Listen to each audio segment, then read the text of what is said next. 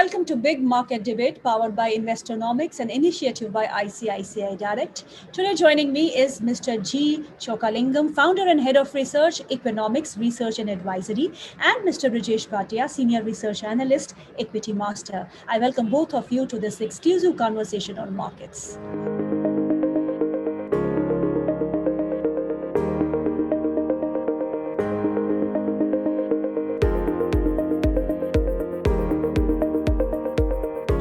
To begin with, Mr. Chokalingam, what do you expect of the markets from the current levels? We have seen a fantastic run-up from the March of 2020 to right away, because Nifty and Sensex are now trading near their record highs. Do you think the markets are overbought?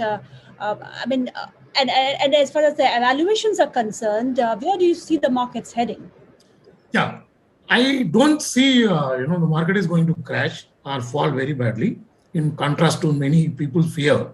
This is mainly because the global stimulus package, which is about $23 trillion announced so far, is going to make a tremendous impact on the Indian economy and markets in the medium to long term. The whole market is not overbought or overvalued, but certain pockets are highly overvalued, something like a small cap, mid cap. Like a small cap index has gone up by about 90% since pre-pandemic level of January 2020. So people should be concerned about certain, small cap segments. Need not worry about the whole market. Mr. Bhatia, what do the charts of Nifty suggest? I mean, we are trading near all-time highs, and it's an uncharted territory. So what are the levels that you're targeting from Nifty from here on? It was interesting that you asked, is it overbought? I would not say it's overbought, but look at the run-up we had since March 2020, probably I would say till May 2021. For nearly 1 year, we have seen a V-shaped recovery. So I would say it's a breather over here, where markets have since June, I would say around 45-50 days, they are consolidating in a range, quite broader range. If I just look at, it's been around 400-500 points on Nifty, which is nearly 3%. And if you look at historically move, I guess this 3% move was last seen in 2017. And since then, we haven't seen such kind of move. So I think so there are trending markets, there are consolidation markets. So even after you take a huge run-ups, there is a breather. So I think this is a time for breather. And look at the mid caps and small caps. So if you look at, apart from Nifty 50, which is just the benchmark index we follow, but if you look at the broader picture, Nifty 500 and even mid caps, they are still showing a huge sign of positive momentum. So I would not say that these 50 stocks will determine the trend. Yes, they determine the trend on a larger scale, but for a short term, I don't think that we are into overbought zone. This is just a breather. Till we are above 15,400, 300 levels, I think we are heading for much higher levels. Mr. Chokalingam, you said the bull market and rally is here to stay. How do you justify that? I mean, you said that you are comfortable with the large cap and the mid cap space and see some bit of a concern in the small cap space. So on the valuation front, what looks attractive to you? Yeah, certainly. See, on a macro point, you look at the exports. The growth in June is much more than what it was in June 2019, pre-pandemic level. And monsoon, as of yesterday, I'm talking about as of yesterday or this morning, it has become close to normal. And you see the indicators like energy consumption. There's so many indicators which are pointing towards positive. And, oil price also corrected after OPEC and allies have signed up. So I am banking on these factors along with the domestic stimulus and then global stimulus. But I am not saying that the bull run will continue at the same space. I'm only saying that there will not be any major crash. The pockets of market will correct. If you look at Sensex, it is up 28% from pre-pandemic level, January 2020, whereas small cap index is up 93%. It's a 3 times. So if you look at history of last 17 years, ever since BSE started publishing small cap index, every third, fourth year, whenever such outperformance was shown by small cap, there has been a big crisis in the small cap index. So one should be very cautious on that. And also one should be cautious on the pockets of sectors where, the companies are posting losses. Companies have turned net worth into negative March 2021, but the share price are at a record level. So these kind of pockets of small cap, loss-making companies, one should be very, very cautious.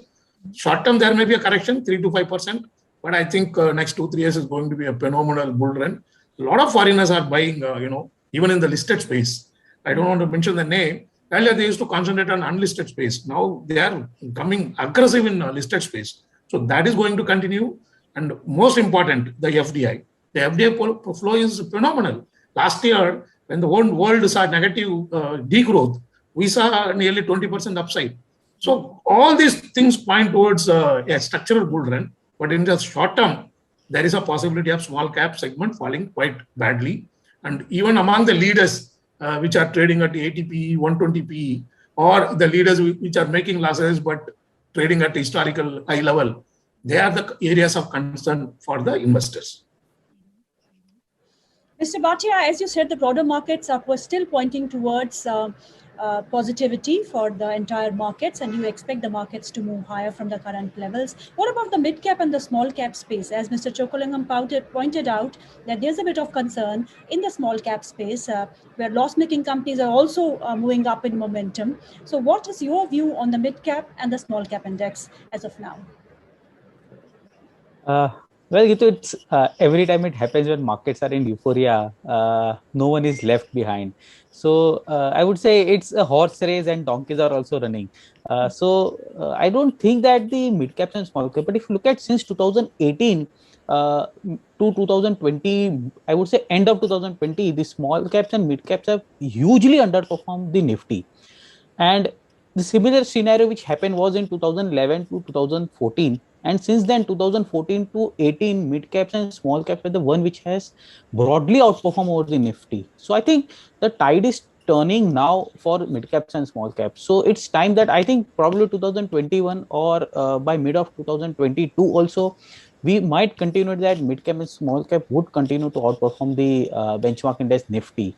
And he rightly spotted that all stocks are running, and generally it every time's happen. Even if you look at the 2008 before the fall we had, the stocks which were running with the numbers with the companies were posting negative numbers still gaining 30%, 40% positive. So that's the power of bull run which we have in small caps and mid caps. But usually the retail investors get stuck in those stocks and lose money. Yeah, I agree with you, definitely. Mr. Chockalingam, what's your view on the cyclicals, domestic cyclicals, and which is a sector that you think should fare better in the long run? Cyclicals already peaked out, and I think this is a time to look at stocks in metal space like zinc space, but one should sell on sugar. Global prices have come down. The association has mentioned that they are not able to make money in exports, and domestic prices also come down. The difference between the cane price and sugar price is negligible. So that is an area of concern. Chemical stock, yes, long-term bullishness will continue, but one has to make the distinction between the commodity chemicals and value-added chemicals. Today, unfortunately, every company which has got a chemical name is running up, which is very dangerous. As you rightly said, at the end of every bust, the wealth destruction will happen. So I am also bullish on small cap, mid cap. When I said the structural change is happening, there will be a lot of wealth creation opportunity in small cap and mid cap. But side by side, there will be a wealth destruction story. So therefore, one should be cautious about the quality of the management, quality of the balance sheet, and valuation. Mr. Bhatia, any sector that you like the most as of now, and which are the stocks that you would track in that sector? Well, I would continue to stay bullish on metals and cements. Why? Because see, if you look at the metals, again, 2-3 year downward trend cycle has been ending. We have seen a different start of 2021. Metals has been the one which has seen a huge rally. Why so? Because if you look at the commodity prices, copper prices, aluminum prices, nickel prices, zinc prices, they have shoot up like anything. And if you remember, those who are trading in commodities for quite long, 2007-8, commodities prices were in a huge bullish run. There is one index called Thomson Reuters CRB Commodity Index. And if you look at that index, it is breaking out of 11 years bear trend. And generally, if you look at that index is form of energy, metals, and most of the agri products. So the bullion weightage over there is slightly lower, around 6-7%. And if you look at this index, it is breaking out of the bear cycle, and I think commodities still has a huge room to go upside. So metals would be the one which could continue their bullish momentum. Again, if I just look at the stock side, yes, the margin of safety for a trader or for an investor, because they have run up so much, the margin of safety, I would say the stop losses are slightly deeper. So you can either accumulate the large cap like Tata Steel, Hindalco, JSW Steel on every dips, and manage your risk profile accordingly. But I think this sector is still on a big bull run. And every time, if you see historically, even in the US markets, not only the India markets, generally when the metals run, there is a slack period of around 120 to 150 days, which means that since the metals run, so 120 to 150 days post the metal cement starts to run up.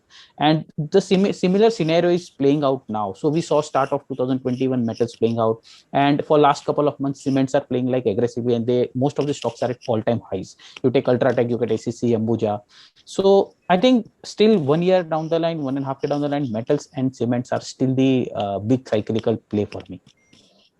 Mr. Chockalingam, what's your view on the real estate space, which is now started looking up after a lull of nearly 5 to 6 years that we saw in this space? And would you be comfortable putting your money in the pure real estate place or would you be comfortable putting your money in the ancillary space like cement, steel, paint, tiles? Yeah. Very interesting question. In real estate space, I would advise caution. If you remember, before pandemic started, a lot of real estate companies have suffered. Many of them have turned sick also, because the inventory to sales ratio was anywhere from 2 times to even 16 times inventory to annual sales. Right. And that has not changed much now. In fact, even the best real estate company has got the inventory to sales ratio as 3 to 4 times. So I would say, but still I am bullish in certain particular pocket of real estate, that is land bank story. We have seen asset prices of, the metals, cryptocurrencies, even gold, and then now equity, all have gone up. The one asset which is lagging behind is a land-based asset.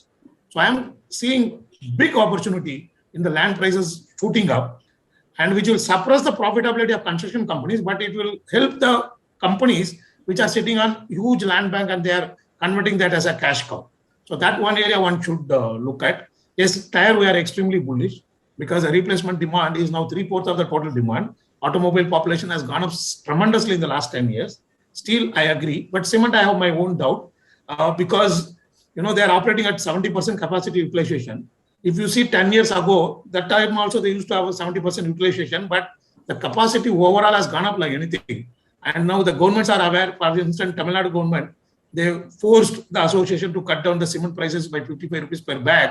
So my only worry is that at the national level, if any initiative is taken to curtail the cement price, then we will have a big problem because of this underutilization of the capacity. Mr. Bhatia, any stocks that you like in the mid-cap space that look good on the charts? On the stock side, I would still continue with the cement and metals on the mid-cap stocks. So there are many metal stocks, those who are direct related with the metal sales of metals. So you can look for those mid-cap stocks. But onto the realty, I think, yes, realty still has a big upside. They are breaking out of nearly 11-12 years of consolidation, and generally look at the metals prices, look at the cement prices. I agree with him that the sales to inventory ratio is higher, and during this COVID times there was a crash crunch with many of the loan takers, and they has to sell at the lower price. But looking at the sales number, registrations number, they are slightly picking up, especially in the metros. So that could be the one trigger I think realty can play out big. Mr. Chockalingam, your view on the banking space. And now, there are a bit of concerns which are coming up with for NPAs in the banking space. Would you be a buyer in the banking space on dips? Yeah, very interesting. One can look at the large cap, private banks to buy because if you have to beat the index, you have to be in such large cap banks. The second segment could be one or two select PSU banks. Some of the PSU banks have crashed even 70-80%, trading at 50-60% discount. And there, relatively, whichever has got a lower net NPA, you can look at it. Because I firmly believe that the consolidation in the PSU bank is good, and there will be a time for these banks to get a re-rating. And if you look at the last 21 years, 2003 we had a drought and market crashed, and then the Lehman crisis happened in 2008. Both times the PSU banks got even 50% discount to adjusted book value. Now also this third time in a row we have that kind of situation. But earlier also when the turnaround came, they rewarded handsomely. But I don't say that all the PSU banks will give. I would say restrict to just one or two based on the business growth and net NPA percentage. So therefore, this should be the strategy for banking space. Which of the PSU banks do you like, sir? Indian Bank. Personally, we don't have Indian Bank because it used to trade at 450, 500 rupees. Now it's about 137 rupee. It's as much as 50% discount. And this is different from the rest of the PSU banks. Very interestingly, in the media, I saw the news a couple of years back, why our net NPA is not so bad like other PSU. This was the first bank to get into, the corruption or losing money in 90s itself. So that time itself, these banks started, tightening, and that's why they don't have huge exposure to infrastructure companies where many things have gone wrong. So, but still they have a relatively higher NPA. I won't deny that. But among the PSU, this is the one best PSU banks I would suggest. Mr. Bhatia, your view on the bank Nifty and some of the banking space that you stocks that you track? I think I would avoid banks from a broader term point of view, because even if you look at, they are hugely underperforming against the Nifty for quite long now.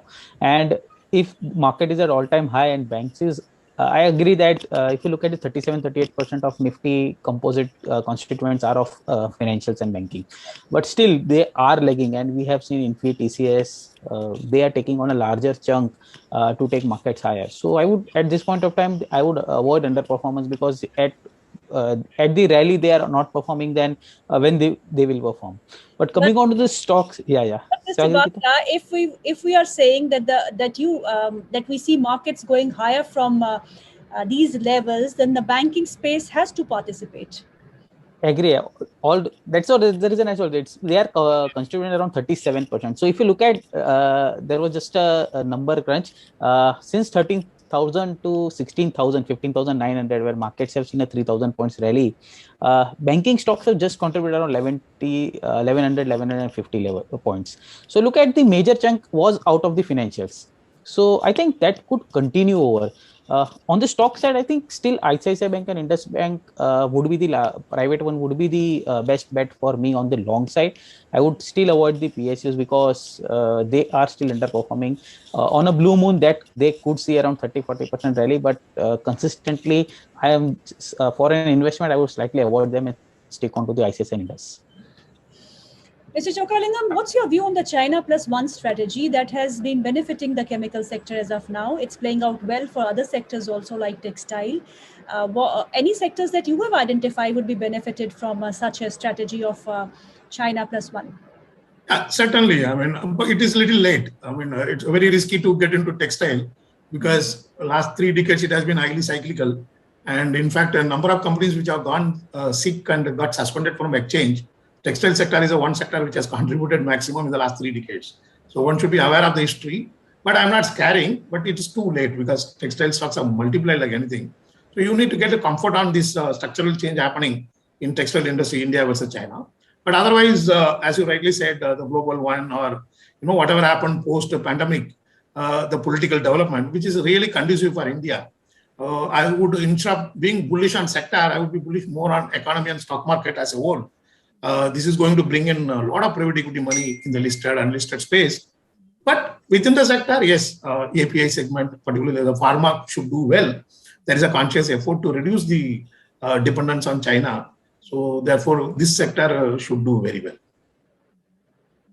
Mr. Bhatia, anything you like in the telecom space? I mean, there are 3 stocks only. Vodafone is not performing at all. Bharti Airtel has been consolidating in the broad range, and Reliance, Jio is the part of Reliance, has again been consolidating, did not perform as was expected. So what's your view on the stocks in the telecom space?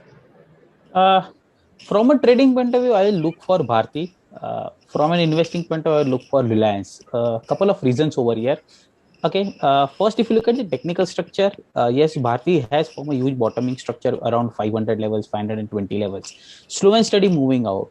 And generally, when the volumes gainer happen and markets, the stocks tends to move slow and steady higher, it's a huge, good accumulation level happening. So, still, from a trading point of view, till 500 is not breaking, I think possibly we might see Bharti heading higher.